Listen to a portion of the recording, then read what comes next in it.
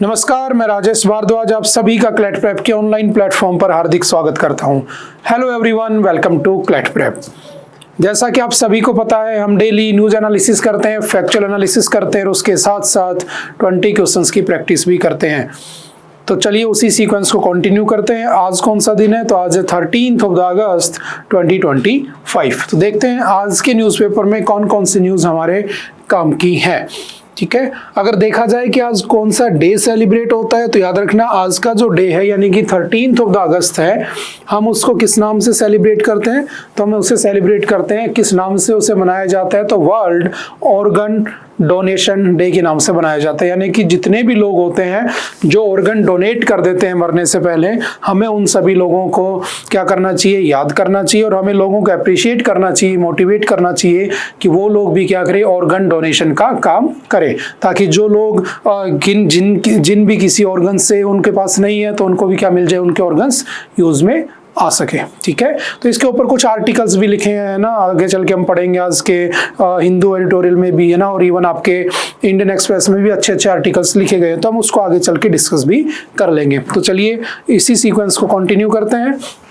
और आज की जो हमारी पहली जो न्यूज़ है वो हमारे काम की है, बहुत ज़्यादा काम की है, क्योंकि हम काफ़ी टाइम से इसे पढ़ते आ रहे थे कि जो आपके जस्टिस वर्मा थे ना, जो दिल्ली हाई कोर्ट में थे, उनके घर में आग लगती है ना। हम शॉर्ट में समझते फिर यहाँ पहुँचते हैं, काफ़ी बार हमने पढ़ा है। और जब उनके घर में आग लगती है तो जब उनके आग को बुझाया जाता है तो पता चलता है कि वहाँ पर क्या था, करोड़ों रुपए जले हुए मिले।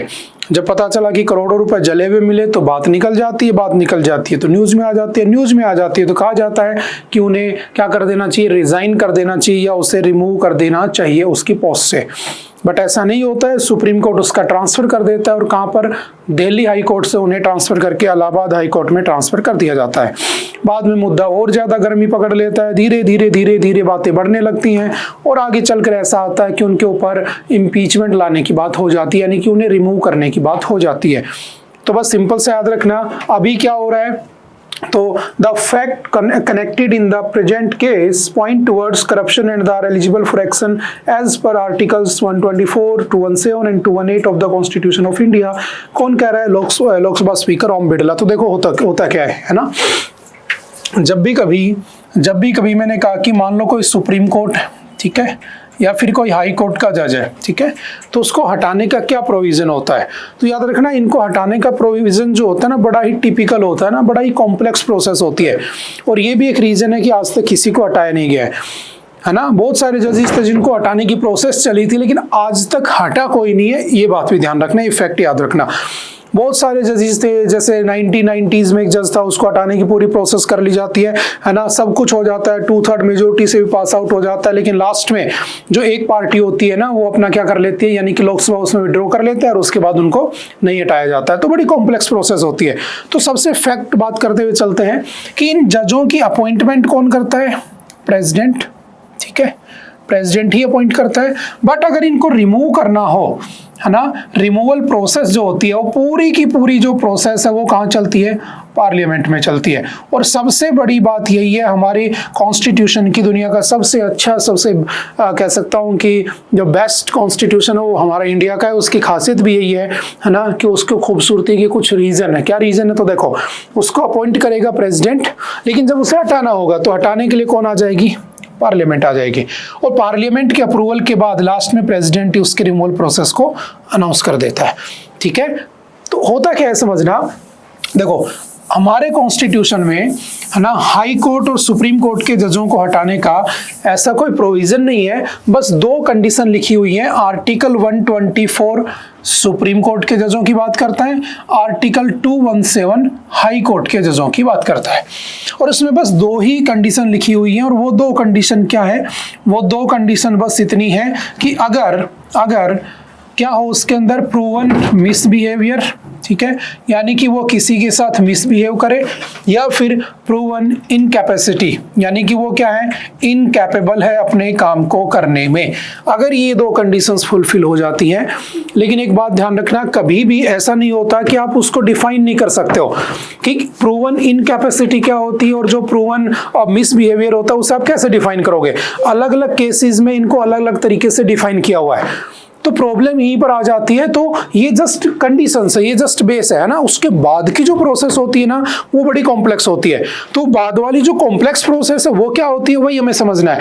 तो अगर ये दोनों के दोनों कंडीशन में कोई और है ना, कोई भी अगर उसमें एक प्रूव हो जाता है तो हम कह सकते हैं कि उसको वहां से हटा दिया जाए। लेकिन हटाने के लिए फिर क्या होता है समझना, हटाने के लिए ये होता है कि लोकसभा के 100 मेंबर्स, ठीक है, या राज्यसभा के 50 मेंबर्स अगर उसके इन कैपेसिटी ऑफ जो प्रूवन मिसबिहेवियर और जो प्रूवन इनकैपेसिटी उससे एग्री कर जाते हैं, तो उसके बाद उसके ऊपर क्या शुरू हो जाएगा, इंपीचमेंट शुरू हो जाएगा, उसे हटाने की प्रोसेस स्टार्ट हो जाएगी। और जब रिमूवल प्रोसेस स्टार्ट होगी तो रिमूवल प्रोसेस जो होगी, याद रखना जब ये यहां पर आता है ना, सारे फैक्ट याद रखना, जब ये यहां पर आता है तो जरूरी नहीं है कि लोकसभा या जो राज्यसभा में वो पास हो गया उसके बाद वहां पर जो प्रेसाइडिंग जो चीफ है यानी कि जो लीड कर रहा है उन्हें, जैसे कि लोकसभा में स्पीकर होता है और राज्यसभा में चेयरमैन होता है, एंड चेयरमैन जो होता है वो वाइस प्रेसिडेंट ही एक्स ऑफिशियो चेयरमैन होता है। तो जरूरी नहीं है कि वो उसे एक्सेप्ट करें, वो उसे रिजेक्ट भी कर सकते हैं, समझ गए। अगर एक्सेप्ट कर लेते हैं और इतने लोग उसमें एग्री कर जाते हैं तो उसके ऊपर रिमूवल प्रोसेस चलेगी और फिर ये बातें चलेंगी कहां पर, पार्लियामेंट में। फिर पार्लियामेंट क्या करेगा, फिर पार्लियामेंट में बनाई जाएगी, याद रखना, 3 मेंबर कमेटी। क्या बनाई जाएगी, 3 मेंबर कमेटी बनाई जाएगी, उसमें 3 मेंबर होंगे, ठीक है। और उस 3 मेंबर कमेटी का काम है कि उसके ऊपर लगाए गए जो एलिगेशंस होते हैं है ना, मिसबिहेवियर के और जो इनकैपेसिटी के, उनको जांचना, उनकी इंक्वायरी करना और उनकी इंक्वायरी करने के बाद अपनी रिपोर्ट को कहां पर रखना, पार्लियामेंट में रखना। और जब वो रिपोर्ट रखेगा उसके बाद याद रखना 2/3 मेजोरिटी से उस रिपोर्ट को क्या होना चाहिए, सपोर्ट मिलना चाहिए, लोकसभा में भी और राज्यसभा में भी। अगर ऐसा हो जाता है 2/3 मेजोरिटी से वो पास हो जाता है कि हाँ ये गलत है, ये गलत है, उसके बाद जो पार्लियामेंट होती है वो उसे रिमूव कर देती है, प्रेसिडेंट उसके रिमूवल का ऑर्डर पास कर देता है, समझ गए। ये बड़ी देखने में सिंपल है लेकिन वैसे बड़ी कॉम्प्लेक्स प्रोसेस है। अगर मान लो किसी एक हाउस ने भी पास नहीं किया तो भी वहीं फेल हो जाना है, तो जज को हटाना इतना आसान नहीं है ना, बिल्कुल भी आसान नहीं, ध्यान रखना, बहुत ही टिपिकल प्रोसेस होती है। ये भी एक रीजन है कि आज तक कोई जज हटा ही नहीं है। बस हमारे कॉन्स्टिट्यूशन में 2 कंडीशन लिखी है। फिर ये सब कहां से आया, 2/3 मेजोरिटी, ये सब कॉन्स्टिट्यूशन में नहीं है, ये सब हमने कहां लिखा, तो एक एक्ट याद रखना सिंपल सा, जजेस इंक्वायरी एक्ट 1968। तो ये जो जजेस इंक्वायरी एक्ट 1968 है इसके अंदर ये सारे के सारे प्रोविजन लिखे हैं जो मैंने अभी तुम्हारे साथ डिस्कस किए हैं, समझ गए। ये बेसिक सी बातें याद रखना, इसको और अच्छे से समझने की कोशिश करते हैं, है ना। क्राइटेरिया क्या होता है, removal is permitted only on the grounds of proven misbehaviour और the incapacity. The constitution does not define the terms proved misbehaviour और द इनकैपेसिटी। द जजेस inquiry act 1968 regulates the procedure for the removing an supreme court जज और high court जज। तो कौन करता है, तो जजेस इंक्वायरी एक्ट 1968 से इस प्रोसेस से उनको हटाया जाता है। तो इस 3 मेंबर काउंसिल में कौन है, याद रखना, the inquiry committee comprises Supreme Court का जज है जो है जस्टिस अरविंद कुमार, नाम याद रखना। एक मद्रास हाई कोर्ट के चीफ जस्टिस है, कौन है, मनिंदर मोहन श्रीवास्तव। तो एक सुप्रीम कोर्ट का जज होता है इसमें, एक हाई कोर्ट का जज होता है और एक कोई भी डिस्टिंग्विश्ड जूरिस्ट ले लिया जाता है। जैसे इसमें तीसरा कौन है, सीनियर कर्नाटक हाई कोर्ट के एडवोकेट बीवी आचार्य। तो तीनों नाम याद रखना, तीनों उसके मेंबर बने हैं। अब ये अपनी रिपोर्ट बनाएंगे और उस रिपोर्ट को सबमिट करेंगे किसमें, पार्लियामेंट में। फिर लोकसभा राज्यसभा की 2/3 मेजोरिटी से पास होगा जिसे हम स्पेशल मेजोरिटी कहते हैं। और उसके बाद अगर वो पास हो जाता है तब जाकर उसको क्या कर दिया जाएगा, पोस्ट से हटा दिया जाएगा, समझ गए। ये होती है उसकी प्रोसेस। काफी दिन से न्यूज में रहा था, है ना, तो सिंपल से याद रखना, 3 मेंबर काउंसिल, 2/3 मेजोरिटी चाहिए, ठीक है। वो एक्सेप्ट करे ना करे इनिशियली वो बाद की बात है, लेकिन एक बार स्टार्ट हो गया फिर तो वो प्रोसेस चलने लग जाती है, ठीक है। प्रेसिडेंट अपॉइंट करता है लेकिन उसको निकालता कौन है, पार्लियामेंट। ये फैक्ट भी आप थोड़ा सा याद रखना, ठीक है। जब हट जाएगा, क्योंकि अभी सेशन चल रहा है हमारा, जो आपका मानसून सेशन है वो चल रहा है, लेकिन अगर वो हट जाते हैं तो पहला जज बन जाएगा, नहीं हटेगा तो नहीं हटेगा। देखते हैं उसमें क्या होता है। और याद रखना, इसमें जो जस्टिस वर्मा है उन्होंने अपना जो नाम है, चलो बताना मुझे उन्होंने किस नाम से केस रजिस्टर किया है ना, ये न्यूज में भी आया था, देखते हैं कौन बताता है ना। उन्होंने कहा कि मेरा नाम जो है ना वो उजागर नहीं होना चाहिए, हाईलाइट नहीं होना चाहिए, मतलब ठीक है। तो वो किसी दूसरे नाम से केस चल रहा है उनका, तो बताना उस केस का नाम क्या रखा उन्होंने, ठीक है। देखते हैं कौन कौन आप में से न्यूज़पेपर वगैरह पढ़ता रहता है, ठीक है। चलते next. Government fails to transfer 3.69 lakh crore cess to designated funds CAG। अब देखो इसमें पढ़ने के बहुत सारी चीजें ना, क्या क्या बहुत सारे टर्म ऐसे लिखे हैं जो एटलीस्ट मुझे पता होने चाहिए। तो देखो सिंपल सी हम इसको स्टार्ट करते हैं। पहले CAG पढ़ लेते हैं ना, CAG क्या है, फिर हम सेस और इसके ऊपर पहुंचेंगे। CAG क्या होता है? CAG हमारे कॉन्स्टिट्यूशनल हमारा इस क्या बोलते हैं इसको, कॉन्स्टिट्यूशनल बॉडी है। इसका आर्टिकल है 148 है ना, 148, controller and auditor general of India. ये हमारे यहाँ पर जो बजट का पैसा होता है उस बजट के पैसे को क्या करता है, उसको ऑडिट करता है, ठीक है। उसकी अकाउंटिंग और उसकी ऑडिटिंग का काम करता है। हालांकि अकाउंटिंग का काम जो 1975 से हमने किसको दे दिया, कंट्रोलर जनरल ऑफ अकाउंट्स को दे दिया, CGA को दे दिया। हमने पढ़ा हुआ है पॉलिटी के अंदर, जो आज के दिन SS दुबे साहब उसको कर रहे हैं, ठीक है। बाकी अकाउंटिंग और ऑडिटिंग तो यही करता है। तो बस इतना सा समझना कि जब भी कभी बजट का पैसा आता है या जब भी कोई पैसा सरकार के पास पहुंचता है, उस पैसे का ढंग से जिस जगह यूज होना चाहिए था वहां हुआ कि नहीं हुआ, तो उस पर करप्शन तो नहीं हुआ, इस चीज को चेक करने के लिए CAG बैठा होता है। और जो CAG होता है वो मोस्टली किसको बनाया जाता है, IAS ऑफिसर्स को बनाया जाता है। ध्यान रखना, CAG बनाने के लिए क्या किया जाता है, प्रेसिडेंट के हाथ से एक ऑर्डर पास होता है जिसे हम कहते हैं आपका वारंट इश्यू होता है, ठीक है, और उनकी अपॉइंटमेंट कर दी जाती है। मोस्टली IAS को बनाया जाता है, ठीक है। अब होता क्या है, जो CAG होता है ना वो क्या करेगा, बजट के पैसे की ऑडिटिंग कर रहा है, और स्टेट के लिए वो दोनों काम करता है, अकाउंटिंग और ऑडिटिंग दोनों करता है। सेंटर के लिए 1975 से अब तक सिर्फ वो ऑडिटिंग कर रहा है, अकाउंटिंग CGA को दे दिया गया है, ठीक है, पढ़ा हुआ है हमने। अब ये क्या करता है, अपनी जो रिपोर्ट बनाता है ना, उस रिपोर्ट को किसे देता है, प्रेसिडेंट को, क्योंकि प्रेसिडेंट ने उसे बना रखा है। अब प्रेसिडेंट भी किसका आदमी होता है, प्राइम मिनिस्टर, यानी कि वही सब पार्टी के लोग होते हैं, वही अपने कैंडिडेट को बनाते हैं। अब प्रेसिडेंट जो होता है वो उसे पार्लियामेंट में रखता है। अब पार्लियामेंट में कौन बैठे हैं, हमारे द्वारा इलेक्टेड मेंबर बैठे हैं, पैसा हमारा है, तो हमारे पैसे पे करप्शन हुआ कि नहीं हुआ उस बात को चेक करने के लिए हमारी तरफ से जो इलेक्टेड मेंबर्स होते हैं वो एक कमेटी बनाते हैं, और उस कमेटी को क्या कहा जाता है, उस कमेटी को PAC कहते हैं, पब्लिक अकाउंट कमेटी। और ये जो पब्लिक अकाउंट कमेटी होती है इसमें टोटल 22 मेंबर होते हैं, 22, 15 are from Lok Sabha and 7 are elected from the Rajya Sabha, ठीक है।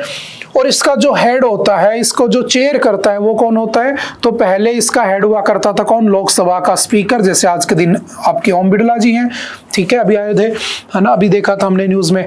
और 1967 तक ऐसा रहा। 1967 के बाद हमने क्या किया, इसमें जो हेड था वो किसे बना दिया, लीडर ऑफ अपोजिशन को बना दिया, जो कि आज के दिन कौन है, राहुल गांधी। और वो इस बात को चेक करते हैं कि क्या सही में करप्शन हुआ कि नहीं हुआ, क्योंकि जो स्पीकर होता है वो भी उसी पार्टी का इलेक्ट होता है, ओम बिरला BJP के ही, आप जानते हो ना। तो कहीं ऐसा ना हो कि सरकार अपने आप को बचाने के लिए जगह जगह पर फिल्टर लगाए, तो उसके लिए हमने क्या किया, लीडर ऑफ अपोजिशन को उसका हेड बना दिया, मोस्टली बना दिया जाता है जनरली, है ना। अब समझना, ताकि करप्शन पकड़ा जा सके।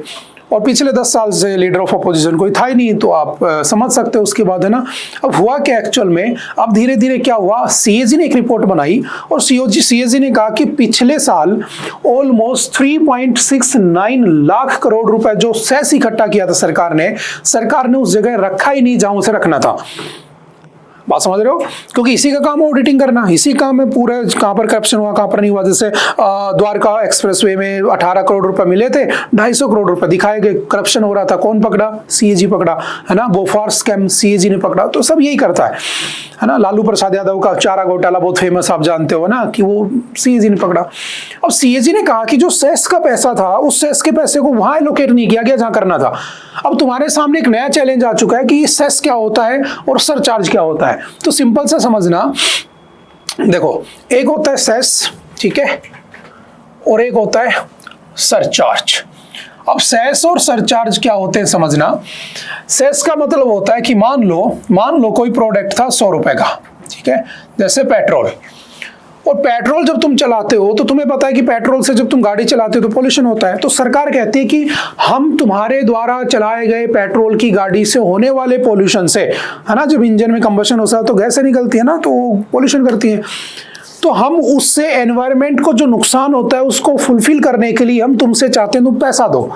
तो वो हमसे 100 रुपए के पेट्रोल के ऊपर मान लो उन्होंने 10 रुपए एक्स्ट्रा ले लिए, 10% सेस ले लिया मुझसे, तो पेट्रोल मुझे कितना पड़ा मेरी जेब में? 110 रुपए का पड़ा। तो एक्चुअल में मैं 100 रुपए के पेट्रोल पे, मैं बाकी के टैक्सों की बात नहीं कर रहा हूं, मैं सिर्फ सेस की बात कर रहा हूं, तो मुझे 10% एक्स्ट्रा पे करना पड़ा in the name of cess, ठीक है, एनवायरमेंट सेस। देखो सरकार कहेगी कि यार गरीब लोग बहुत है भारत में, अब गरीबों को मुफ्त खाना देना है, तो तुम अगर एसी खरीदोगे तो तुम्हें हेल्थ के नाम पे टैक्स देना पड़ेगा ताकि गरीब आदमी का उपचार हो सके, इलाज हो सके, है ना। तुम अगर बड़े बड़े रेस्टोरेंट में जाके 5-5 हजार रुपए का खाना खाते हो तो तुम्हें हेल्थ सेस देना पड़ेगा।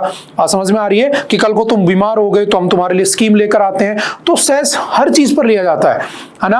आप कुछ भी खरीदते हो ना, सरकार उसमें सेस जरूर लेती है कि मैं उस भले के लिए पैसा यूज करूंगा, और सरकार वो करे ना करे वो कोई देखता नहीं है। तो सीएजी ने बताया कि सरकार ने पिछले साल 3.69 लाख करोड़ रुपए सेस इकट्ठा किया। सोचो कितना पैसा होता है, और उस पैसे को वहां एलोकेट नहीं किया जहां करना चाहिए था। जैसे मैंने ये लैपटॉप खरीदा और मुझसे इससे के नाम पर ले लिया गया कि भाई तुम्हें 10% सेस देना होगा एजुकेशन के नाम पे।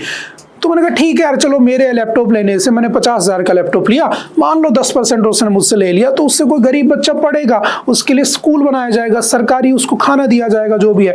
लेकिन बाद में मुझे पता चला वो पैसा तो यूज ही नहीं हुआ, वो पैसा तो सरकार ने अपने पास ही यूज कर लिया, तो हो गया ना करप्शन। तो ये होता है सेस। आई थिंक समझ गए होंगे। एक होता है सरचार्ज। सरचार्ज होता है कि मान लो मेरी सैलरी है 100 रुपए, ठीक है, जो कि बहुत हाई इनकम है, जस्ट एग्जांपल ले रहा हूं, है ना। तो मेरी सैलरी के ऊपर टैक्स ऑन टैक्स के नाम से एक एक्स्ट्रा टैक्स लगा दिया मेरे ऊपर, जिसको कहा गया सरचार्ज। मान लो 10% लगा दिया, तो कितना हो गया? 110 रुपए, यानी कि 10 रुपए मुझसे एक्स्ट्रा ले लिए। अब आपके दिमाग में क्वेश्चन आ रहा होगा, सर आपने इधर भी वही कहानी समझा दी, इधर भी वही कहानी समझा दी, हमें तो पल्ले नहीं पड़ रहा कि वो क्या रहा है। तो बिल्कुल बेसिक सा डिफरेंस याद रखना कि जो सेस होता है ना, इस सेस को जो स्टेट होता है, जो आपकी सेंट्रल गवर्नमेंट होती है ना, सेंट्रल गवर्नमेंट, वो जिस नाम से वो पैसा लेती है उसी नाम से लिए गए पैसे, जैसे मान लो एजुकेशन के नाम पर लिया, तो उस पैसे को एजुकेशन के ऊपर ही उसे क्या करना होगा? खर्च करना होगा। उस पैसे को याद रखना, कभी भी स्टेट के साथ शेयर नहीं किया जाता है। स्टेट के साथ शेयर किया जाता है वो पैसा, आई थिंक आपको याद होगा, फाइनेंस कमीशन। उसका काम यही है कि सेंट्रल गवर्नमेंट जो होगी, जो पैसा कमाएगी, वो स्टेट के साथ शेयर करेगी। याद है 15th फाइनेंस कमीशन 41% शेयर करता है ना। 16th अरविंद पनगड़िया आने वाला है, थोड़ा थोड़ा याद करो, बहुत दिन पहले पढ़ा था हमने, है ना। वो दोबारा से उसे 50% करने की बातें कही जा रही है। तो वो होता है एलोकेशन ऑफ द मनी, है ना, दोबारा से पैसा को बांटना। इसमें होता है कि सेस का पैसा बांटा नहीं जाएगा, सेस का पैसा जहां लगाना था वहीं लगाया जाएगा, ठीक है। अब सरचार्ज में क्या होता है? सरचार्ज में टैक्स का जो पैसा है ना, वो स्टेट को शेयर नहीं होगा, वो सारा पैसा यूनियन गवर्नमेंट का होता है। यानी कि सेंट्रल गवर्नमेंट जहां चाहे, जहां उसकी मर्जी हो वहां यूज कर सकता है, वो फिक्स नहीं है कहां पैसा यूज करेगा। इसलिए सरकार सरचार्ज लेती है, वो सीधा उसी के पास जाता है, उसका शेयर स्टेट के पास पहुंचता नहीं है। सेस का पैसा लेती है, सेस सरकार खर्च नहीं करती है, क्योंकि सीएजी बता रहा है ये बात, समझ गए। तो ये बेसिक सा डिफरेंस होता है। आई होप समझ में आ गई होगी बात। तो एक होता है सेस फॉर सम पर्पज, किसी पर्पज के लिए लगाया जाता है, चाहे एनवायरनमेंट के नाम पे, चाहे एजुकेशन के नाम पे, चाहे आपके खाने पीने के नाम पे, किसी के नाम पर भी लगा दे, ठीक है। और सरचार्ज होता है tax on tax. I hope कि आपको बातें समझ में आ गई होंगी, ठीक है। और हमारा जो एट प्रेजेंट सीएजी कौन है, तो चलो देखते हैं कौन बताता है। Who is the current CAG of India? हालांकि हमने पढ़ा हुआ है, ठीक है। अपडेट करते रहना, जो एट प्रेजेंट डाटा होते हैं वो बदलते रहते हैं ना। किसी बच्चे ने 6 महीने पहले पॉलिटी पढ़ी होगी तो मैंने कुछ और लिखवाया होगा, उसके पहले कुछ और, यानी कि डाटा बदलते रहते हैं, क्योंकि ये चीजें चेंज हो जाती हैं कई बार, ठीक है। तो देखते हैं कौन बताता है who is the current CAG of India, ठीक है। चलते हैं थोड़ा सा आगे। ना, ये सब इसी में है ना। The single largest source of the shortfall in the transfer was to do with the oil industry development board, है ना। ऑयल इंडस्ट्रीज जो पैसा लिया गया वो ट्रांसफर ही नहीं किया गया, ठीक है। तो वही सब आगे लिखा है। We found since year 1974-75 to 2023-2024 total cess on crude oil collected by the government was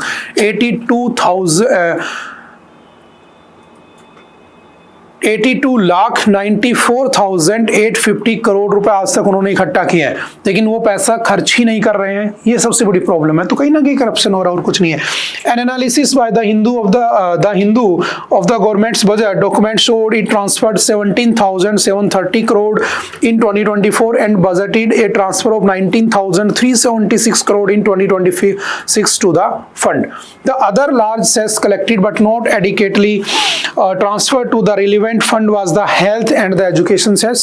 The government had imposed an education cess at 2% with effect from April 2004. तब से 2% education cess चल रहा। आप कुछ भी लोगे 2% education के नाम पे ले लेती सरकार। In 2007 the government levied an additional secondary and higher education cess of 1% on income tax and surcharge, ठीक है, उन्होंने और बढ़ा दिया। From April 1, 2018 the levies were replaced with single 4% health and education cess. The CAG found the center did not transfer a total of 737,537 crore allocated as cess from 2018-19 to 2023-2024 to the education and the health funds। यानी कि education के नाम पे लगभग 8 लाख करोड़ रुपए इनको मिला, ठीक है, अभी तक उन्होंने ट्रांसफर ही नहीं किया, ठीक है। और पिछले साल की बात करें तो अभी हमने देखा 2 लाख करोड़ रुपए, 3 लाख कुछ करोड़ रुपए अभी तक ट्रांसफर नहीं किए। तो वही सब बातें हैं, ठीक है। चलते next. Animal rights activist detained over protest against supreme court order on the stay dogs. I hope कि आपने पढ़ा होगा ना, काफी दिन से चल रहा है ना, कल भी पढ़ा होगा, परसों पढ़ा होगा, है ना, कि जो स्टे डॉग होते हैं यानी कि जो गली के आवारा कुत्ते होते हैं, बेसिकली ये बहुत बड़ी प्रॉब्लम है ना। अब सुप्रीम कोर्ट ने कहा कि भाई एक काम करो, इनको पकड़ो और कहीं दूर छोड़ दो ले जाके, है ना। अब बहुत सारे जो एक्टिविस्ट होते हैं ना, एनवायरनमेंट को कुछ हुआ वो पहुंच गए ना, है ना, घर के अंदर चाहे एक भी पेड़ ना लगा हो, बात की बात है, ठीक है। तो सुप्रीम कोर्ट ने कहा कि देखो ऑर्डर दे दिया गया है, आप उनको क्या करो, वहां से हटा दो। तो कुछ लोग हैं जो एक्टिविस्ट हैं वो वहां पर पहुंच गए और उन्होंने कहा इनको मत भगाओ। देखो आपने देखा होगा फोटो भी लगी है, शिव जी की फोटो लगी है, ओम नमः शिवाय, रक्षा करो, है ना। इधर आप देखोगे, है ना, मैं तुम्हारा सदियों से रक्षक हूं, है ना। इधर देखोगे तुम मेरे, है ना, इसमें कुछ लिखा हुआ है ना। शिव, आपको पता है कि जो आपके शनिदेव हैं, है ना, हमारे भगवान शनिदेव, उनका वो वाहन भी माना जाता है उनको, है ना। शनिवार को आपने सुना होगा, घर वाले बड़े बूढ़े कहते हैं कि हमें शनिवार को सुबह सुबह काले कुत्ते को खाना खिलाना चाहिए, वो सब आप जानते हो। लेकिन क्वेश्चन ये आता है कि इनकी वजह से डेथ कितनी हो रही है ना। आप पढ़ चुके हो, मैं जस्ट रिवाइज करा देता हूँ, है ना। आप जब इसको पढ़ोगे तो अभी का अगर मैं डाटा आपके सामने रखता हूं, है ना, जस्ट दिल्ली रिकॉर्ड्स रफली 30,000 dog bites cases a year. हर साल लगभग 30,000 केस आते हैं। और आज भी अगर आपने पढ़ा होगा इंडियन एक्सप्रेस के अंदर, 2 लोगों को जोधपुर की किसी यूनिवर्सिटी के अंदर कुत्तों ने काट लिया, है ना। तो इनके केसेस बढ़ते जा रहे हैं। तो क्या किया जाए? तो एक तरीका इनको मार दिया जाए। तो मारना तो वैसे अलाउड नहीं है। राइट टू लाइफ, देखो article 21 right to life applies to animals, जानवरों के लिए भी अप्लाई होता है। तो ये बेसिक बात याद रखना, ठीक है। उनको भी डिग्निटी से जीने का राइट है, ठीक है।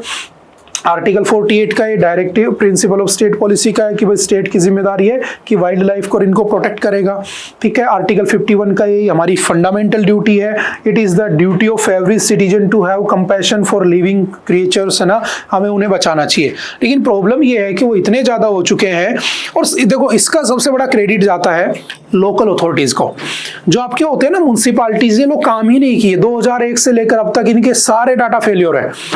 इन्होंने अगर ढंग से काम किया होता तो इतने कुत्तों की तादाद नहीं बढ़ती। इवन आपके जयपुर राजस्थान में भी इनको बाहर करने की बात हो रही है ना। पहले जब घर से निकलते थे, इवन अगर मैं भी घर से पहले निकलता था तो 2-3 कुत्ते मिल जाते थे रास्ते में, तो कोई दिक्कत नहीं थी। अब घर से निकलो तो अगर मान लो तुम्हें कुछ लेने भी जाना है, मिल्क लेने भी जाना है, तो उससे पहले गली के कॉर्नर पर 20-25 कुत्ते बैठे रहते हो।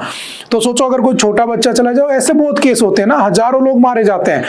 तो सुप्रीम कोर्ट ने कहा कि भाई इसमें कोई भी, है ना, कोई भी हम तुम्हारे सेंटिमेंट्स नहीं सुनेंगे, है ना। कोई भी प्रोटेस्ट करेगा हम उसकी बात नहीं मानेंगे। लोगों ने किया, उसे उन्हें उठाकर जेल में डाल दिया गया, ठीक है। हालांकि छोड़ देंगे, बात की बात है, समझ गए। तो ये कुछ बेसिक बातें याद रखना। एक टॉपिक है जो पिछले 3-4 दिन से चला आ रहा है। आई होप आप पढ़ भी चुके हो, फिर भी 2-4 बेसिक आर्टिकल्स वगैरह इसके याद रखना, ठीक है। Urban dog population have continued to swell despite sporadic sterilisation drives because 70% coverage below which reproduction rebounds has almost nowhere been reached, है ना। तो किया ही नहीं गया उनका। कौन सा एक्ट है? The prevention of cruelty to animals act, है ना, पेटा जिसे कहा जाता है ना। उसके बाद किसको प्रोहिबिट करता है? एनिमल्स को। स्ट्रे डॉग्स सब आ गए इसमें। इसका सेक्शन 11 कहता है पनिशेस एक्ट लाइक बीटिंग, है ना। अगर आपने उन्हें पीटा तो आपके ऊपर फाइन लगा दिया जाएगा, ठीक है। ये सब बातें इसमें लिखी हुई हैं, ठीक है। 2022 में से अमेंडमेंट भी इसमें अमेंड भी किया जा चुका है। Animal birth control rules 2023 issued under the PCA act 1960 ABC programme, इसको एबीसी प्रोग्राम कहते हैं। Stray dogs to be captured, पकड़ो, है ना, स्टेरिलाइज्ड, वैक्सीनेटेड अगेंस्ट रेबीज, उनको रेबीज के इंजेक्शन लगाओ, and release back to the same location, वापस उस जगह पर छोड़ दो। ऐसा हो सकता है, लेकिन मैंने कहा ना हमारी अथॉरिटीज का ही फेलियर है ना, तो ऐसा होना पड़ रहा है। किलिंग और relocating stray dogs is prohibited, आप नहीं कर सकते हो, लेकिन अभी कहा गया कि उनको कर दो क्योंकि कंडीशन ऐसे बुरे हालात हो गए। 2023 rules update, better monitoring, local animal welfare committees, stronger implementation. तो अभी भी यही कहा जा रहा है कि before tackling stray dogs issue India must count them properly, पहले उन्हें ढंग से काउंट करो, है ना। तो सिंपल सा याद रखना, सबसे ज्यादा कुत्ते कहाँ पर पाए जाते हैं? या number of dog bytes and stray dogs in each state, तो मैक्सिमम कौन है? यूपी, ठीक है। अगर बात करते हो number of stray dogs and dog bytes for every 1 lakh people in each state, तो पहले नंबर पे गोवा आता है, ठीक है। अगर बात करो result from a data driven rabies elimination programme in Goa, तो कहीं ना कहीं हमने 2012 से 2019 तक जो हमारा रेबीज एलिमिनेशन था उसको भी बढ़ाया है। लेकिन देखो बात वही आ जाती है ना कि जब तुम्हें पता है कि उसके काटने से रेबीज हो रही है, सोचो, है ना, कि किसी घर में कोई इंसान है जो कमाने वाला है और उसको कुत्ते ने काट लिया और उसकी डेथ हो गई, और उसके गुस्से में उसके घर वाले उस कुत्ते को पीट भी नहीं सकते क्योंकि एक्ट बने हुए हैं। इससे बेहतर है कि उस घर की जो इनकम है, आमदनी, वही चली जाए, कुत्ते को वहां से ट्रांसफर कर दिया जाए। तो ये जो इशू है ना, ये मैं बार बार डिस्कस कर रहा हूँ कि इशू बहुत बड़ा इशू बना हुआ है। इवन अगर आप देखोगे कि देश में जो बड़े बड़े मुद्दे चल रहे हैं उनको हटाकर बहुत सारे न्यूज़पेपर्स ने इसी को छापा है ना। तो ये भी थोड़ा सा ध्यान रखना। चलते हैं थोड़ा सा आगे, है ना। आई होप आपने पढ़ लिया होगा।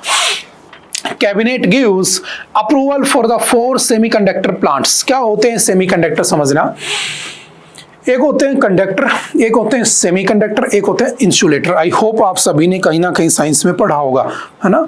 इंसुलेटर जो बिल्कुल हीट को, मतलब कि आपके उसको नहीं पास होने देते हैं ना, जैसे रबड़ वगैरह हो गया ना। जो कंडक्टर जो बिल्कुल हाई फ्रीक्वेंसीज पास होने देते हैं, जैसे कॉपर वगैरह, सिल्वर वगैरह, है ना।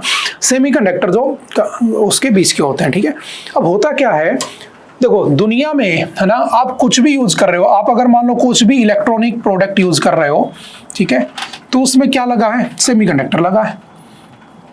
लेकिन सेमीकंडक्टर में किसकी डिपेंडेंस, किसकी डोमिनेंस किसका है ज्यादा? चाइना। उधर देखोगे ताइवान, और जो ताइवान है उसे चाइना अपना क्या मानता है? पार्ट मानता है। आपने कभी ना कभी वन चाइना पॉलिसी सुना होगा, है ना, वन चाइना पॉलिसी। चाइना उसे अपना पार्ट मानता है। सोचो किसी दिन चाइना का मूड बदला, चाइना ने आधी रात को ऑपरेशन किया, जैसे हमने ऑपरेशन सिंदूर वगैरह किए, और उसने ताइवान को कब्जा लिया। और दुनिया में 90% से ज्यादा जो सेमीकंडक्टर हो ताइवान पैदा करता है। अब सोचो दुनिया किसके ऊपर डिपेंड हो चुकी है? चाइना के ऊपर। अब चाइना अमेरिका को भी अपनी उंगली पर नचाएगा, भारत को भी, है ना, इनको तो जीने ही नहीं देगा, है ना।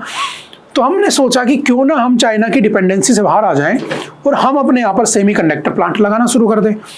तो हमने इससे पहले भी प्लांट लगा रखे हैं, याद रखना। गुजरात के धोलेरा में पहला हमारा सेमीकंडक्टर प्लांट लगा था, ठीक है। गुजरात में टाटा ग्रुप ने पहला लगाया था, कहाँ पर? धोलेरा, ठीक है, ध्यान रखना। अब हमने क्या किया, 4 नए सेमीकंडक्टर प्लांट है, उनको कैबिनेट ने अप्रूवल दे दिया कि भाई वो भी लगा सकते हैं। तो हमारे लिए, है ना, हमारे एग्जाम के साथ साथ हमारे देश के लिए भी बड़ा इंपॉर्टेंट है कि हमारे पास होनी चाहिए। अब देखो सेमीकंडक्टर निकालना बड़ी बात नहीं है, उसको एक्सट्रैक्ट करना सबसे बड़ा चैलेंज है, और उसके लिए प्लांट होना सबसे ज्यादा जरूरी है। मिट्टी का एक तुम्हें गोला मिल गया, अब उसमें से तुम्हें सेमीकंडक्टर निकालना है। अब उसकी प्रोसेस जो कितनी हार्ड होती है ना, कितनी जटिल प्रोसेस होती है, उससे गुजरना पड़ता है, और वो उसमें चाइना नंबर 1 है। इसीलिए चाइना का डोमिनेंस है हर फील्ड के अंदर। समझ में आ रही है?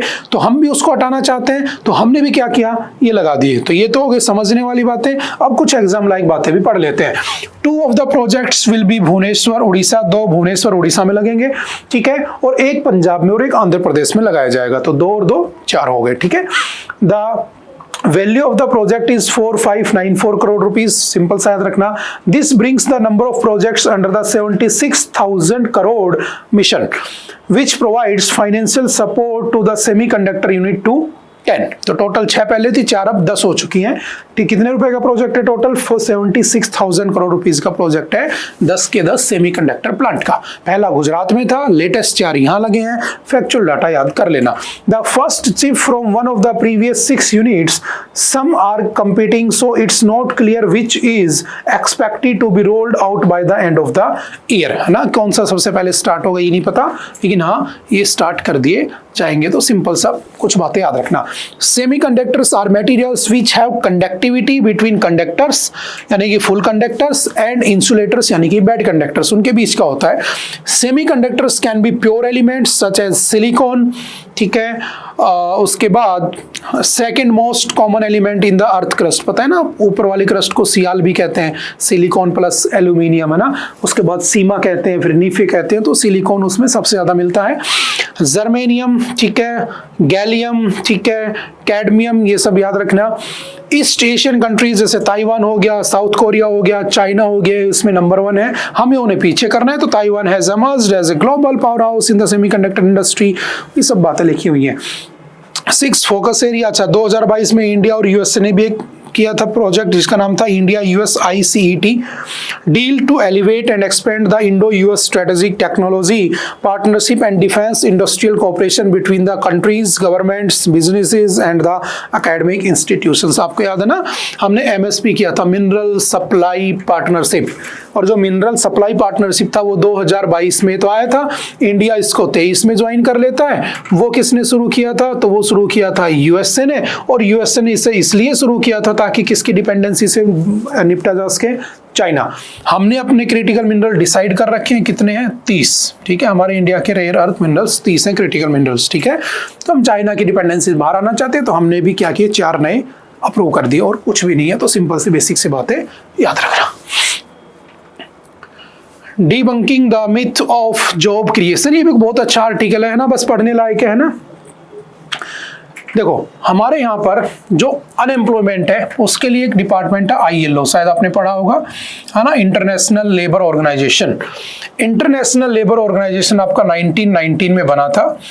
हेडक्वार्टर इसका कहाँ पर है? तो इसका हेडक्वार्टर जेनेवा में है, ठीक है। इंटरनेशनल लेबर ऑर्गेनाइजेशन, जब फर्स्ट वर्ल्ड वॉर खत्म हुआ तो उस फर्स्ट वर्ल्ड वॉर के खत्म होने के बाद जो लोग बेरोजगार हो गए थे, अनएम्प्लॉयड हो गए थे, उन लोगों को रोजगार देने के लिए इसे बनाया गया था। बाद में इसे UN का पार्ट बना दिया। अब हमारे इंडिया में एम्प्लॉयमेंट देने के लिए बहुत सारी स्कीम चलाई जाती हैं। तो देखो प्रॉब्लम क्या है, मैं इसकी थीम समझा देता हूँ ना, पढ़ना अच्छा लगेगा तुम्हें ना, जॉब्स से रिलेटेड है। कितना पैसा सरकार ने खर्च किया, उसका आउटपुट क्या है। देखो प्रॉब्लम क्या है, मैं तुमसे कह रहा हूं कि जाओ ये कार्ड ले लो और इलाज करा लेना। मेरी सरकार आ गई है, मैंने तुम्हें जैसे आयुष्मान भारत चलता है ना, ऐसे मैंने कहा कि आयुष्मान हिंदुस्तान के नाम से मैंने कार्ड बना दिया, जाओ 10 लाख का इलाज करा लेना। अब मैंने कार्ड तो दे दिया है, अब प्रॉब्लम ये है कि हॉस्पिटल ही नहीं है, कहाँ कराओगे इलाज? जाओ करा लो, चलेगा ही नहीं कहीं। क्यों? क्योंकि हॉस्पिटल नहीं है इतने। हर हॉस्पिटल में पहले से भर के सरकार के पहले के कार्ड चलते आ रहे हैं, तो जो गरीब आदमी है उसको इलाज नहीं हो पा रहा है। सेम कंडीशन यहाँ पे, हमने इतने सारे इंसेंटिव स्कीम निकाल दिए, इतने सारे इंटेंसिव स्कीम निकाल दिए, लेकिन लोगों को रोजगार ही नहीं मिल रहा है। क्यों नहीं मिल रहा है? क्योंकि हमने लोगों को एजुकेट ढंग से नहीं किया हुआ है। हमारे यहाँ पर सबसे बड़ा चैलेंज जो होता है वो है स्किल के अंदर, है ना। हर कोई पढ़ा लिखा है, हर किसी के पास डिग्री है, बट स्किल की जब बात आती है तो लोग फेल हो जाते हैं। तो हमारे यहाँ पर 92-91% तो इनफॉर्मल जो आपका वो है फील्ड, उसमें जो लोग काम करते हैं, और लगभग 7-8-9% लोग हैं जो फॉर्मल फील्ड में काम करते हैं, जो फॉर्मली जॉब करते हैं।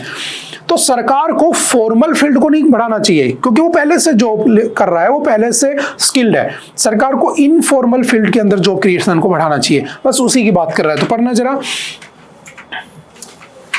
seems to mimic subsidizing capital, which may consequently promote existing capital labor symmetries.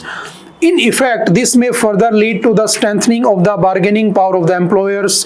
In effect, this may further lead to the strengthening of the bargaining power employers rather than of the workers, which may enhance the already high wage gaps.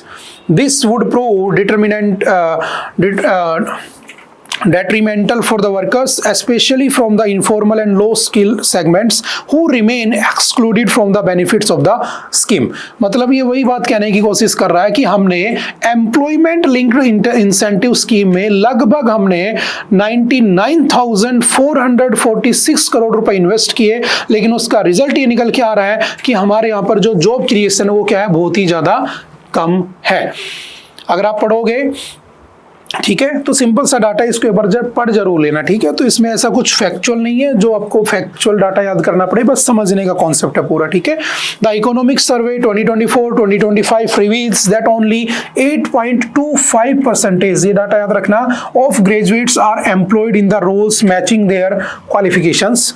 Worse, over 53% of the graduates and 36% of the postgraduates are underemployed in the semi-skilled or the elementary occupations। तो बात वही हो गई कि हमारे पास incentive है ना employment देने के लिए, लेकिन वो पैसा सही जगह खर्च नहीं हो रहा है, बस उसी का डिस्कशन किया हुआ है। तो अच्छा आर्टिकल है, जस्ट पर जरूर लेना।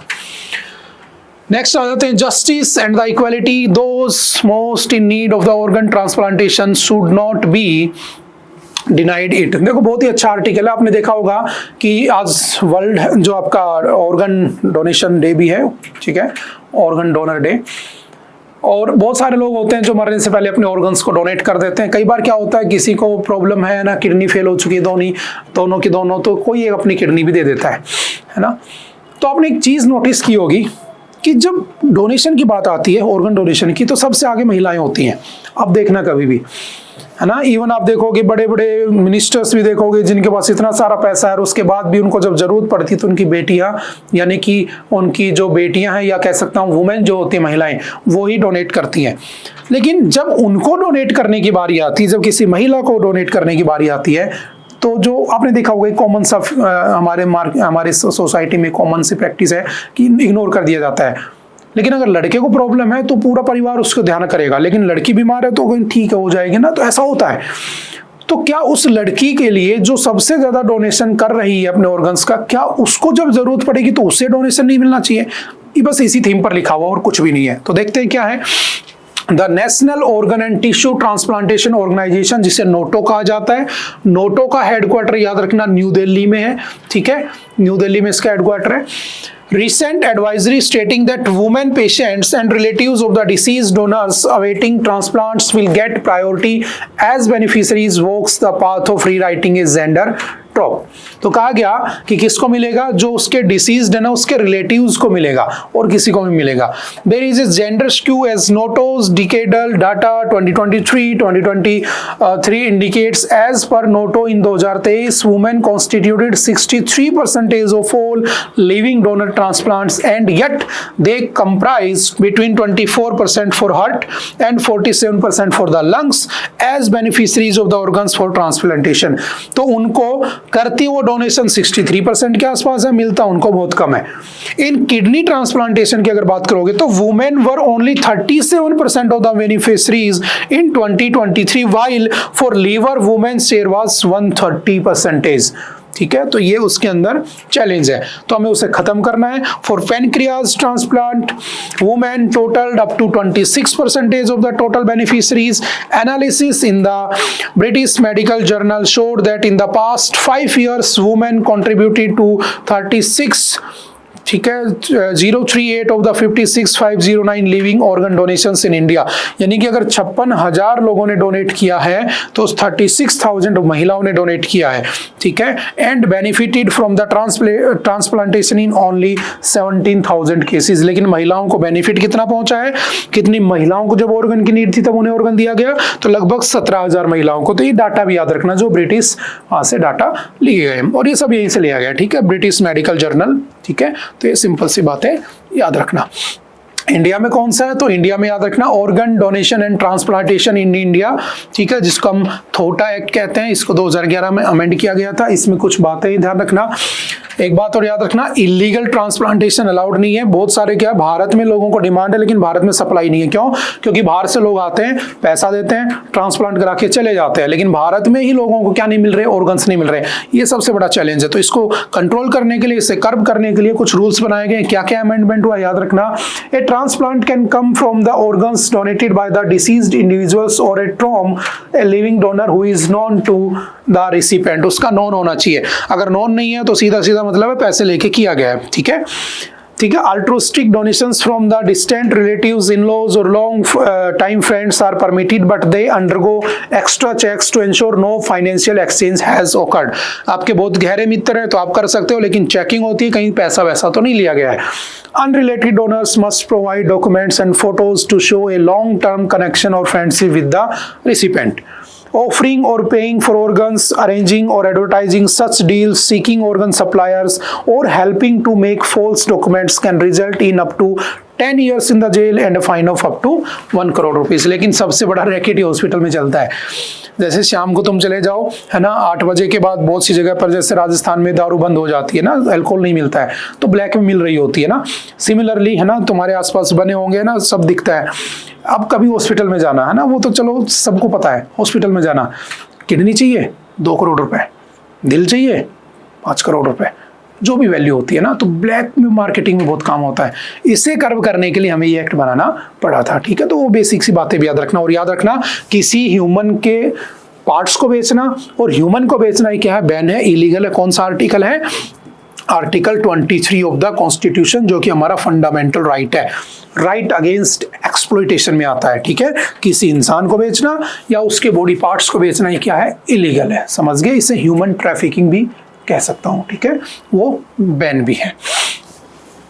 Clear the myths, recognise organ donations as a lifeline, वही सब बातें जो अभी हमने पढ़ी हैं वही सब लिखे हुए हैं, क्योंकि आज क्या है? वर्ल्ड ऑर्गन डोनर डे है और कुछ नहीं है। ठीक है, चलते हैं थोड़ा सा आगे। Benjamin Netanyahu's push for a no state solution. देखो, जो बेंजामिन नेतन्याहू है, आपके जानते हो आप इसको, है ना, उसने कहा कि मैं नो स्टेट सॉल्यूशन चाहता हूं। उसने कहा कि मैं क्या करूंगा, देखो 108 years after the Balfour Declaration कब हुआ था? 1917 में, when the British first proposed support for the establishment of the Jewish national home in Palestine। देखो, जो ज्यूज थे, है ना, मैंने आपको कहा भी था, शायद आपने वो लेक्चर देख भी रखा होगा, जिसमें हमने बेल्फोर डिक्लेरेशन, है ना, आपके ओस्लो अकॉर्ड्स, अब्राहम अकॉर्ड सब पढ़ रखे हैं, है ना, इजराइल हमास और मिडल ईस्ट वाले कॉन्फ्लिक्ट का। तो इसमें जब ब्रिटिशर्स थे, जो फर्स्ट वर्ल्ड वॉर हो रहा था, तो ब्रिटिशर्स ने कहा कि इन्होंने कहा ज्यूस लोगों ने कि हमें एक जगह चाहिए रहने के लिए। तो ब्रिटिशर्स ने प्रॉमिस किया कि हम अगर जीत गए तो हम तुम्हें जगह दे देंगे। वो जीत गए, सेकंड वर्ल्ड वॉर हुआ, सेकंड वर्ल्ड वॉर भी जीत गए। तो उन्होंने कहा यार तुमने प्रॉमिस किया था, तुमने दिया नहीं। तो इन ज्यूस लोगों को उठा उठाकर कहां पर? पैलेस्टाइन में बसा दिया गया, और पैलेस्टाइन में इनको कुछ हिस्सा दे दिया गया। लेकिन ये इतने बढ़ गए कि इन्होंने बढ़ते बढ़ते बढ़ते बढ़ते पूरे आसपास के जो रीजन थे उनसे लड़ाई करना शुरू कर दिया। आज तक 10-12 बार लड़ चुके हैं, काफी बार हमने पढ़ा भी है। इजराइल पैलेस्टाइन अभी तक चल रहा था, Israel Hamas, Israel Gaza, Israel Iran, काफी बार हम पढ़ चुके हैं।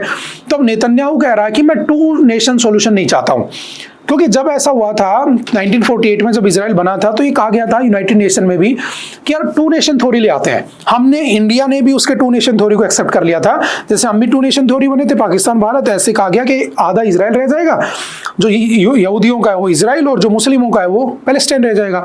लेकिन इजराइल ने बढ़ना शुरू कर दिया। क्यों बढ़ना शुरू कर दिया? क्योंकि उसके ऊपर अमेरिका का हाथ है। तुम जानते हो, पूरी कहानी हम जानते हैं, पढ़ चुके हैं काफी बार।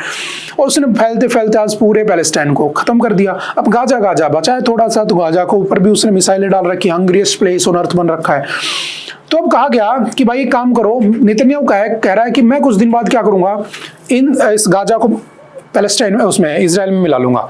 तो बहुत सारे ऐसे देश हैं जो अभी तक उसका सपोर्ट कर रहे थे, जो यूरोपियन कंट्रीज थी वो उसका अपोज करें, नहीं भाई गलत है, ऐसा मत करना, अगर तूने ऐसा गलत किया तो हम तेरे अपोज में चले जाएंगे। बस वही इसमें लिखा हुआ और कुछ भी नहीं है। ठीक है, तो दोबारा से उसे लेना चाहता है। Last month British prime minister जो आपके Starmer announce that the Britain would recognise the state of Palestine. Britain ने भी कह दिया कि वो उसको रिकॉग्नाइज करेगा। ठीक है, फ्रांस ने भी कह दिया, बहुत सारी कंट्रीज ने कहा कि हम इजराइल और पैलेस्टाइन के उसमें पैलेस्टाइन को रिकॉग्नाइज करेंगे। लेकिन अगर पैलेस्टाइन रिकॉग्नाइज हो जाता है, ठीक है, तो फिर वो उसको कैप्चर नहीं कर पाएगा। तो उसने कहा कि अगर करोगे तो हम तुम्हारे अगेंस्ट चले जाएंगे। हालांकि ऐसा होगा नहीं अगर वो कैप्चर भी कर ले, क्योंकि ऊपर कौन है, ट्रम्प बैठा है, समझ गए, यूएस से बैठा है, और ये सब उसी के पीछे हो रहा है। हम काफी बार पढ़ चुके हैं तो ज्यादा हम इसमें नहीं जाएंगे, ठीक है। अगर तुम ये मैप देखोगे तो इधर ये पूरा का पूरा गाजा वाला रीजन है, इसको इजराइल अपने पास मिलाने में लगा हुआ, पूरा इजराइल बन चुका है ये, ठीक है। सिंपल सा याद रखना। Even after the Oslo accords of 1993 and 1995, ये ओस्लो अकॉर्ड्स क्या हैं तो ये आपको उस इजराइल हमास वाले कॉन्फ्लिक्ट वाले वीडियो में मिल जाएंगे, ठीक है। तो आप एक बार वो देख लेना, अगर नहीं देखा है तो आई होप देख लिया होगा, ठीक है। काफी बार लड़ चुके हैं, अभी तक लड़ते आ रहे हैं। Next, retail inflation hits 8-year low of 1.55% as food prices drop. देखो जो इन्फ्लेशन होता है ना, इन्फ्लेशन डिफ्लेशन है ना, समझना, इन्फ्लेशन और एक होता है डिफ्लेशन, है ना, मार्केट में महंगाई और मंदी का आना। इस महंगाई और मंदी को कंट्रोल करने के लिए गवर्नमेंट ऑफ इंडिया और आरबीआई के बीच में एक एग्रीमेंट होता है, और दोनों एग्रीमेंट करते हैं 2015 में, और कहते हैं कि हम दोनों मिलकर इसको कंट्रोल करेंगे, और एक फॉर्मूला बनाते हैं 4 + -2, 4 + 2 6, 4 - 2 2, और बोले कि इसको इन्फ्लेशन को इसके बीच में रखेंगे, डन हो जाता है। 2016 में इस एग्रीमेंट के बाद एक कमेटी बना दी जाती है जिसे हम कहते हैं मॉनेटरी पॉलिसी कमेटी, हमने काफी बार पढ़ा भी है।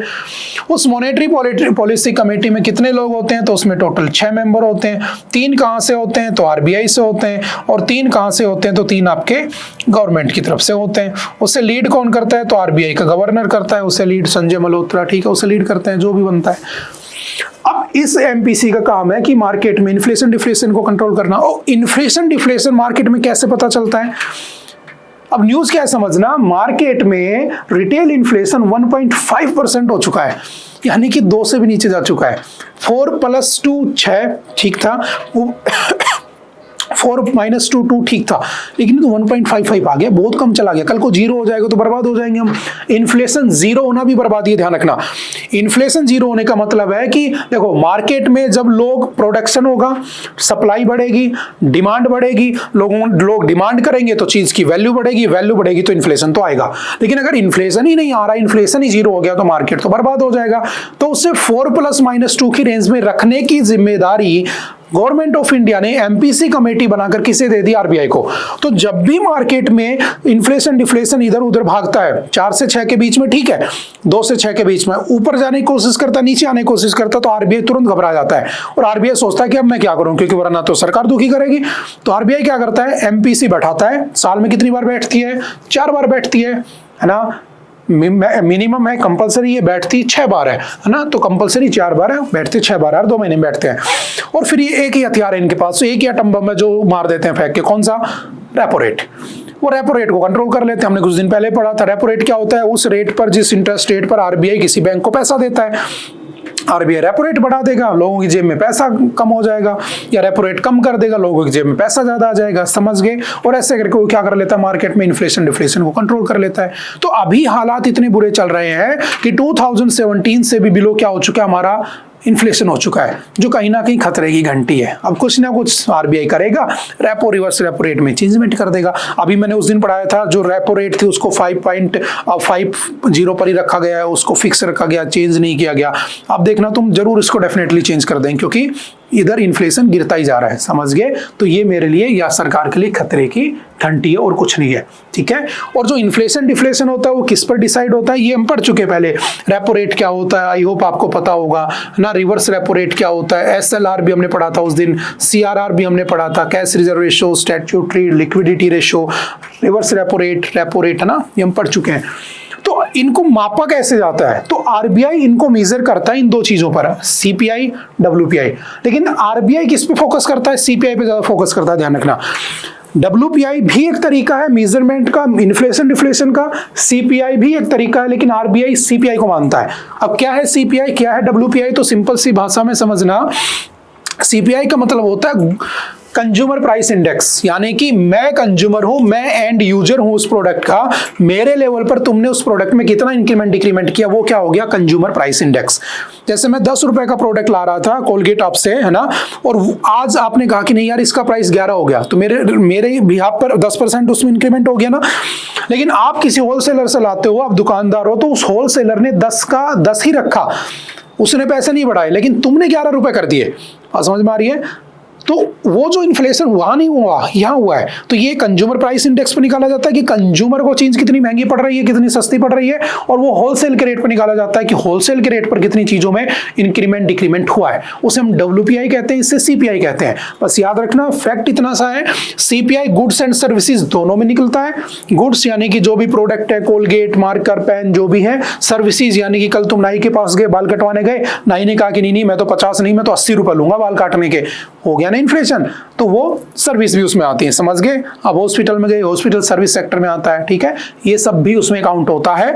बट याद रखना WPI में सिर्फ गुड्स को काउंट किया जाता है, उसमें कभी भी सर्विसेज को काउंट नहीं किया जाता है। और इनका जो बेस ईयर है वो कौन सा है, तो आपका जो CPI है उसका बेस ईयर कौन सा है, आपका 2011-12, और इसका जो बेस ईयर है वो कौन सा है, 2012। समझ गए। बेस ईयर वो होता है जिस ईयर से हम कंपेयर करके, है ना, उसको आज के करंट ईयर में कंपेयर करते हैं कि उससे कितना आगे है, उससे कितना पीछे है, ठीक है। जैसे हमारा GDP का बेस ईयर चेंज करने की बात हो रही है ना, आपने पढ़ा होगा, है ना, पढ़ चुके पहले, है ना, उसको चेंज करने की बात हो रही है क्योंकि कोरोना के बाद हमारी जो मार्केट थे वो गिर गए थे, तो हमें लगा कि यार हमें दोबारा से नए सिरे से स्टार्ट करना चाहिए, तो हम GDP का बेस ईयर भी चेंज करने वाले हैं। सिमिलरली यहाँ पर इनकी क्या है, बेस ईयर होते हैं। RBI किस पे फोकस करता है, जब CPI में कुछ होता है तो RBI तुरंत एक्टिव हो जाता है। 4+-2 जानते हो, RBI हम MPC मॉनेटरी पॉलिसी कमेटी आप जानते हो, उसका हेड कौन होता है, गवर्नर ऑफ RBI भी आपने बहुत बार पढ़ा हुआ है। Retail inflation in India slipped to 1.55% in July, its lowest rate since June 2017. वही सब बातें हैं। This is below the Reserve Bank of India's comfort band of 2% to 6%. वही सब बातें हैं। The Consumer Price Index released by the Ministry of Statistics and the program implementation on Tuesday shows inflation easing for 9 consecutive months. In the food basket, there was deflation in the key items such as vegetable, pulse, spice, meat, है ना, इनके rate कम हो गए इसलिए हो रहा है। तो हो सकता है इनके रेट बढ़ा दिए जाए दोबारा से ना, तो इस वजह से भी ऐसा हो रहा है ना। WPI 2011-12 बेस ईयर है, इसका 2012 है। ये हर महीने के 14th को रिपोर्ट आती है, इसकी हर महीने के 12th को रिपोर्ट आती है। ध्यान रखना, ये 697 प्रोडक्ट है, इसमें 299 प्रोडक्ट आज के दिन इंक्लूडेड हैं। ये बेसिक से बातें याद रखना, ठीक है। चलते हैं थोड़ा सा आगे। ओके, आई होप कि आज के लिए इतना ही था, एंड आई होप आप लोगों को बातें समझ में आई होंगी, ठीक है। फिर भी अगर किसी तरह का कोई डाउट रहता है, कोई भी प्रॉब्लम रहती है, तो आप एनी टाइम आकर पूछ सकते हैं, मिल सकते हैं और अपनी डाउट को क्लियर कर सकते हैं। ओके, मिलते हैं दोबारा से फिर कभी किसी नेक्स्ट लेक्चर में। Okay, bye bye, thank you, have a nice day.